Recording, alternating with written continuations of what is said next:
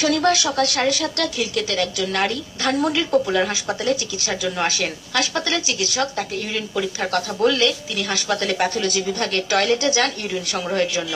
Toilet থেকে বের হয়ে তিনি হাসপাতাল স্টাফদের কাছে অভিযোগ করেন টয়লেটের নিচ থেকে এক যুবক মোবাইলে তার ভিডিও ধারণ করেছে। পরে জানা যায় ওই যুবক হাসপাতালের টেলিফোন অপারেটর। টেস্টের প্রয়োজনে আমি মহিলা টয়লেটে যাই।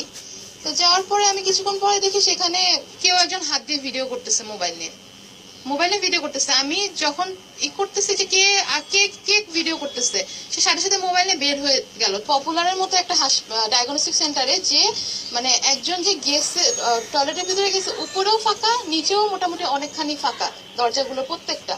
পরে তার মোবাইলটা আমি নিয়ে নেওয়ার পর হাসপাতালের অথরিটি সবাইকে ডাকি জানাই। ওই মহিলার অভিযোগ পেয়ে সংবাদ সংগ্রহ করতে গেলে সময় টিভির রিপোর্টার ও ক্যামেরাম্যানের ক্যামেরা কেড়ে নেন হাসপাতালের স্টাফরা।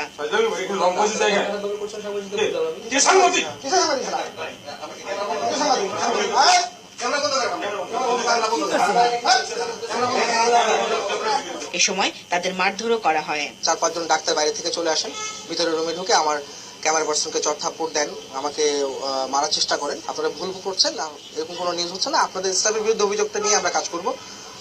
যে তারা কোনোভাবে মানে নাই, না মানানোর পরে আমাকে তারা গালিগালাজ করে, এক প্রকার অনেক খারাপভাবে গালিগালাজ, বাবা মা তুলে গালিগালাজ করতে থাকে। যখন আমি ছবি তুলতে চাই তখন আমাকে গালিগালাজ প্লাস আমার ব্যাটারি খুলে ফেলে, ক্যামেরা নিয়ে যায়, তারপর আরেকটা রুমে নিয়ে আমাকে আটকায় রাখে, প্লাস হাত তুলে আমার গায়ে উপরে। পরে ভুক্তভোগী নারীর অভিযোগের ভিত্তিতে টেলিফোন অপারেটর হাসিবুর রহমানকে গ্রেফতার করে ধানমন্ডি থানা পুলিশ। এ ব্যাপারে একটি মামলা করা হয়েছে।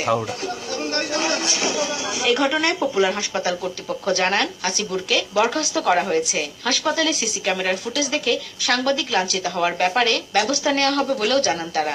একজন স্টাফ সে তার পার্সোনাল মোবাইল দিয়ে একটা মানে বাথরুমে সে মানে খুবই লুকিয়ে একটা ভিডিও করেছে আর কি।